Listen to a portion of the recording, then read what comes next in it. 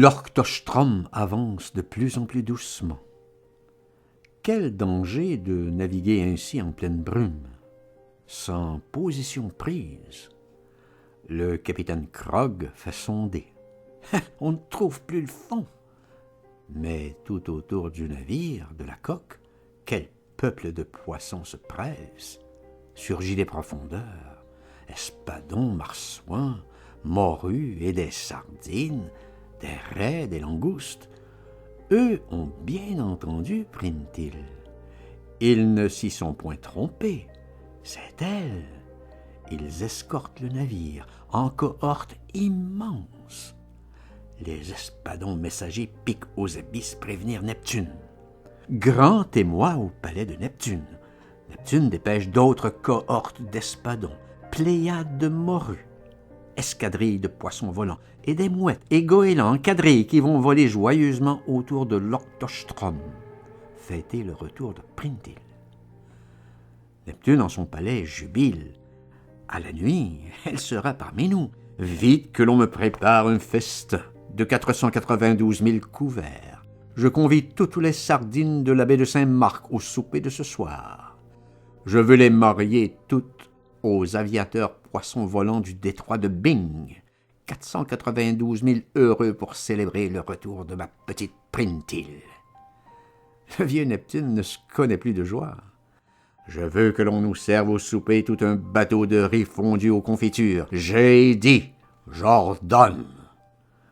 Comme il est heureux de revoir sa petite Printil, après une si longue absence, une si terrible pénitence. Ah, comme elle doit être gentille et sage à présent, et obéissante. Comme elle va bien aimer son bon gros pépé Neptune. Il est tout heureux à l'avance, mais Vénus, à ses côtés, vire toute jaune de bile, de rage et de frémissante jalousie. Elle s'enferme dans ses appartements, boude horriblement, elle prémédite quelque infernale vengeance. Sa porte est gardée par une escouade d'énormes pieuvres qui lancent rythmiquement leurs fiels verts, jaunes et rouges. Ce sont les démons marins de la jalousie. Sur l'Orchtostrom, l'émoi est non moins grand. Les marins des vergues, des machines, du pont, des vigies, ont entendu eux aussi la sirène, cette voix qui monte l'Onocédou, la voix qui trompe les navigateurs, fourvoie les navires, enchanteresse, magique. Printil, dans sa cabine, ne peut plus, même sous les couvertures, s'empêcher de chanter. Elle chante malgré tout, le plus doucement qu'elle peut. Mais elle chante, c'est un fait.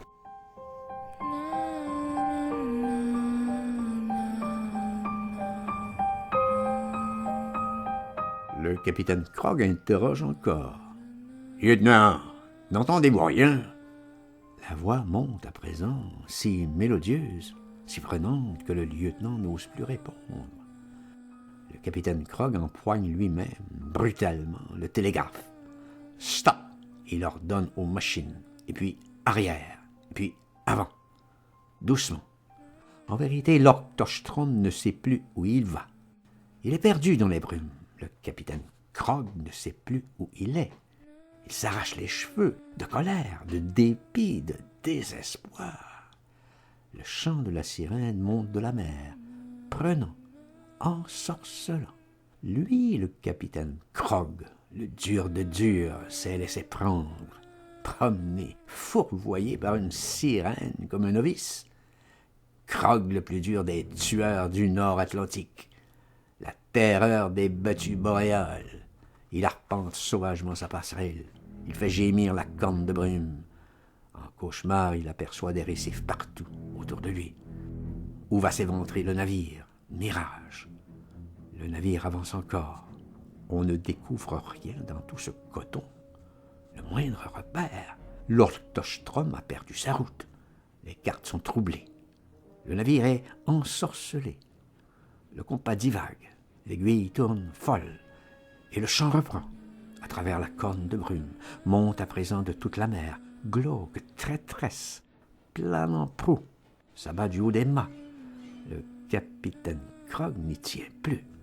Il se précipite à l'échelle. Il dégringole les degrés 4 à 4. Il appelle ses officiers. À lui. Ils le suivent. Il parcourt les ponts, toutes les soutes, tous les réduits. Le lieutenant coupable suit le capitaine Krog, mais dans quel état? Quelle transe? L'équipage, rassemblement, inspection. Le capitaine Krog descend aux machines. À travers le vacarme, l'ouragan des bielles, il entend toujours la voix. « Lieutenant, vous n'entendez rien? »« Non, je n'entends rien, capitaine. » Le capitaine Krog cherche encore. Il en devient fou de colère. Partout, aux cuisines, dans les cales, ce chant à la perdition du navire.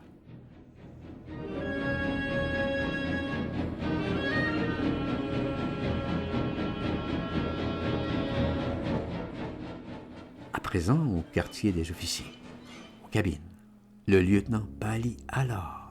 Le capitaine Krog se fait ouvrir toutes les portes, l'une après l'autre. Rien. On arrive à la cabine du lieutenant.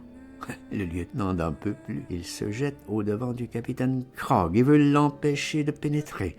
À ce moment même, le chant éclate dans la cabine. « N'entrez pas, n'entrez pas !» Tous les officiers sont saisis de terreur. Le lieutenant défaille, s'écroule. 2 coups d'épaule. Le commandant enfonce la porte. Printil est là, toute miroitante sur la couchette. Elle mutine, si jolie, si souriante, si avenante, enroulée coquettement dans les couvertures. Elle accueille avec beaucoup de grâce le terrible et furieux capitaine Krog. C'est une passagère clandestine. Krog la dévisage, se rapproche, hésite. Tout à coup, il aperçoit la vérité, toute la vérité. Printil s'est remise doucement à chanter, tout doucement.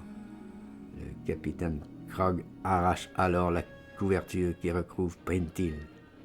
Et la sirène apparaît tout entière. Horreur, damnation.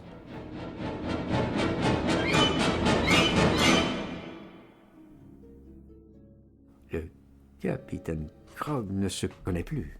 Il saisit dans un coin le lourd piquet de mine avec lequel les matelots assomment les phoques sur la banquise. Il se rue sur Printil, l'assomme à grands coups redoublés, lui fend la tête.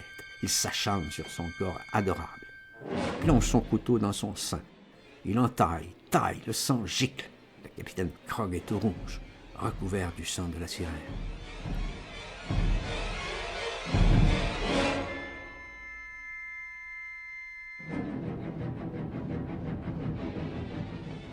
À ce moment, une clameur tragique s'élève de partout. De la mer, emplit l'air, l'écho, tout l'espace. Un chant tragique, une énorme et furieuse symphonie des sirènes. Le navire est soulevé par une telle lame de fond, une telle trombe d'ouragan, une montagne d'eau s'abat sur l'Orktostrom, démantelé, défoncé. Une trombe, un typhon l'entraîne, l'élève, le disloque, l'émiette au-dessus des abysses. Pendant que l'orage, furieusement, joyeusement, accompagne le chant des sirènes en une formidable symphonie de triomphe. Tout l'équipage est emporté par les flots, les tourbillons, par les mousses de l'océan déchaîné. Les noyés descendent aux abysses. Le capitaine Krog, le tout premier, précède son équipage. Ils descendent aux abysses en longues grappes de noyés, la tête en bas. Les noyés se balancent, ondoient, descendent ainsi à travers l'onde, verte, jaune, bleue, lentement vers le palais des abysses, où ils sont attendus. Et ils descendent au palais, précédés, escortés par les gardes espadons qui les maintiennent en troupes, en groupes, les piquent, les estoquent, ci et là. Neptune, dans la salle du trône, les attend. Neptune ne badine plus. Nous le trouvons dans la salle du trône, sous le coup de son grand chagrin, tout revenu de ses faiblesses, de ses indulgences envers les humains. Lui, si bienveillant de nature, si accommodant d'habitude, à toutes leurs incartades, à leurs fredaines, pardonnant même leurs insolences. À présent, devant l'horreur de ce nouveau forfait, s'est ressaisi. Il va sévir sans quartier. Neptune va châtier terriblement cette espèce de boue, de sadique rampant crapuleux monstre, insatiable de souffrance et de crime. Neptune ne badine plus. Il regarde attentivement ces brelans de récents noyés qui dandinent aux ondes. L'équipage de l'Orchtostrom, le grand équipage tueur de phoques, et l'horrible capitaine Krog. « À genoux, chien des terres !» commande-t-il d'une voix dont tout l'océan gronde. « À genoux, honte des âges! À genoux, pourriture des soutes !» Tous s'agenouillent. « Et vous, capitaine Krog, prince des monstres, il ne vous suffit plus de venir, saison après saison, massacrer sur mes rives le peuple innocent de mes phoques, de rougir mes nobles banquises du sang de milliers de leurs petits, arrachés en leurs jeux. Ces crimes ne vous suffisent plus.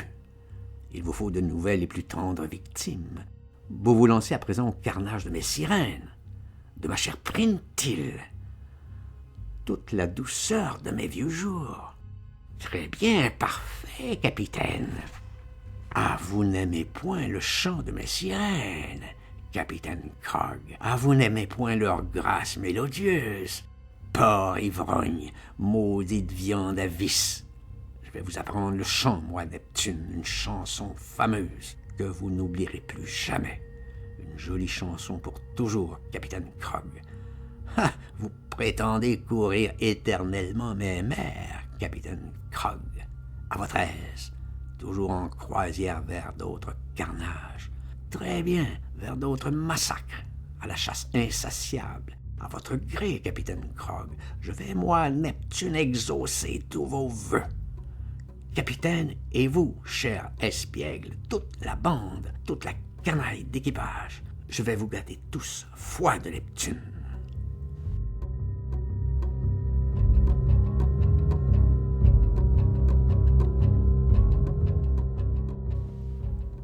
Tout aussitôt, le peuple des abîmes entoure les naufragés et leur capitaine, et les enchaîne tous et les entraîne tous aux forges de Neptune. Ces forges sont situées entre deux falaises sous-marines.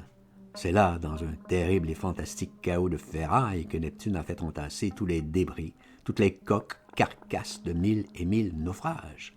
Vieux sous-marins, navires de guerre éventrés, immenses cargos en souffrance, fendus, ratatinés. Neptune veut rire, il veut s'amuser à présent un brin, horriblement. Lui, si débonnaire de coutume, veut donner aux hommes une terrible leçon. Le meurtre de sa petite Printil va être châtié, exemplairement. Lui, de si bonne humeur, qui remettait toujours à plus tard le moment de punir les hommes pour toute leur sauvagerie, leur ingratitude, se trouve à présent décidé, résolu à sévir, que les hommes sentent une bonne fois pour toutes s'appesantir sur eux la fureur de Neptune. Les ouvriers pieuvres, les poissons-scies, les espadons vilebrequins, les poissons marteaux, les requins mâcheurs de ferraille, tout le peuple poisson s'affaire à découper les coques en vrac, les plaques de blindage, d'acier, toute la ferraille. La foule à queue façonne, forge au feu sous-marin, au volcan sous-marin. L'outillage est insuffisant. Il faut demander à Vulcain les hippopotames prétendent à carapace galvanique. Ils arrivent, plongent en troupeau, pilonnent des tôles. La punition s'apprête. Elle est prête.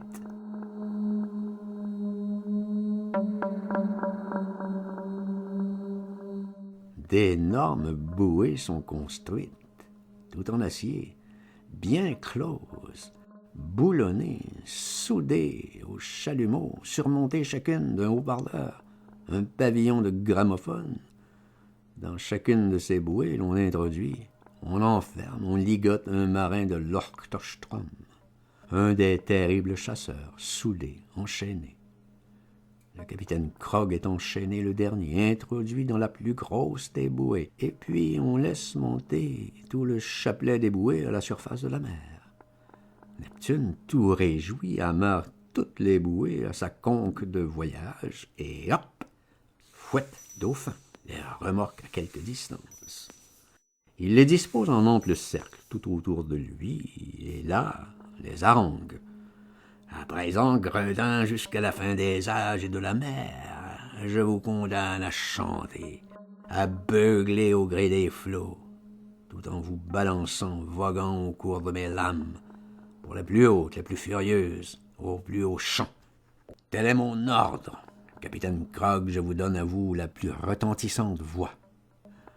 Aussitôt, les bouées du capitaine Krog se mettent à se balancer au mouvement de toutes les vagues et beuglent à chaque va-et-vient, le plus sinistre, le plus rauque, le plus abominable des appels. Krouag! Krouag! Ainsi pour l'éternité. Et tout l'équipage emboué près de lui lance en même temps que le capitaine son sinistre Krouag! Ce sont pour toujours les bouées du capitaine Krog qui s'entendent aux parages des plus mauvais récifs, aux heures de tempête. Neptune les fait placer selon son caprice. Monstre, veau de mer, au plus mauvais endroit de son empire, et toujours de manière imprévue, inattendue. Krouag! Krouag! Ainsi leur bourdon lugubre, glas de tempête, de malheur, sonne pour l'éternité le glas de la gentille Printil, favorite du dieu des mers, lâchement assassinée par le capitaine Krog, commandant un jour de brouillard l'Ortostrom.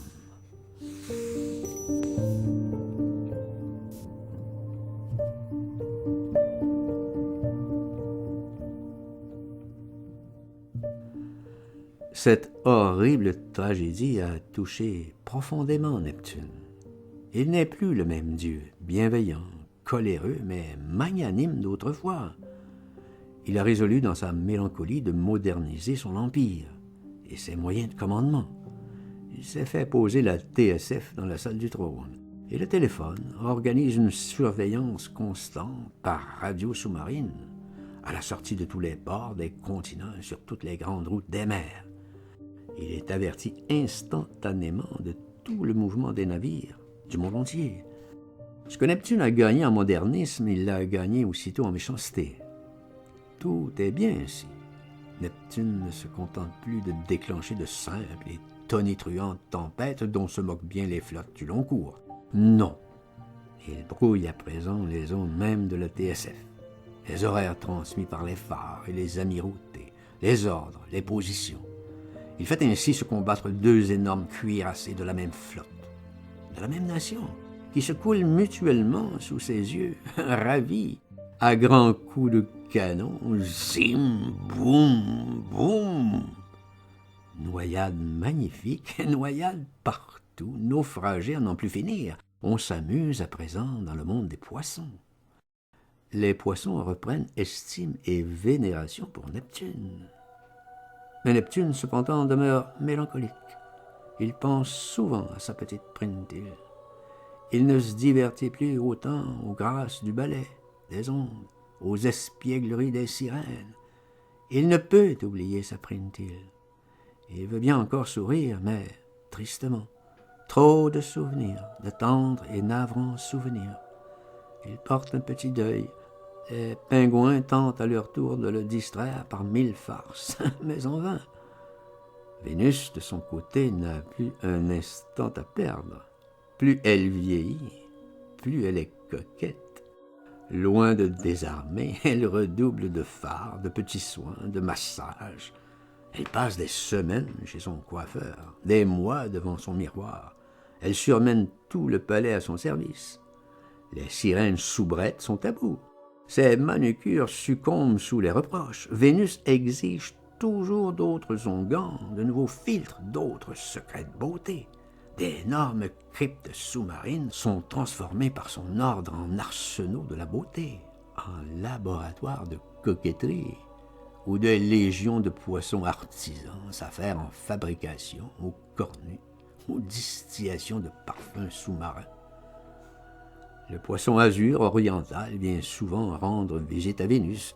Il arrive de la mer des Indes à la dérobée, entouré d'énormes poissons-lunes qui sont autant de coffres à lac, à cosmétiques, à poudre pour le sex appeal, merveilleuses gouttes pour le regard brillant, fascinateur, pâtes pour raffermir les seins, pour allonger les cils. Le poisson azur annonce à Vénus d'autres venus de macro-poissons et poissons lumineux de la mer de Chine. Vénus est toute heureuse. Vénus reconduit très affectueusement le poisson azur jusqu'aux portes, jusqu'au jardin du palais. Derrière un grand buisson d'algues, le Moab poisson passe furtivement à Vénus un flacon minuscule contenant un filtre pour rendre Neptune amoureux. Pas trop, il lui recommande, pas trop. Vénus est prête cependant à tout. Jalouse, elle complote, elle empoisonnerait volontiers. Elle y songe. Neptune, inconsolable, fuit la compagnie de Vénus. Il va se promener solitaire. Il joue pour passer le temps et l'ennui aux petits jeux des passagers, à la palette, au ping-pong dans les salles de jeu d'un vieux transatlantique naufragé, coulé tout près de son palais. Et puis au bar des noyés où il se tire les cartes, il se fait les tarots, il interroge l'avenir, il se distrait comme il peut.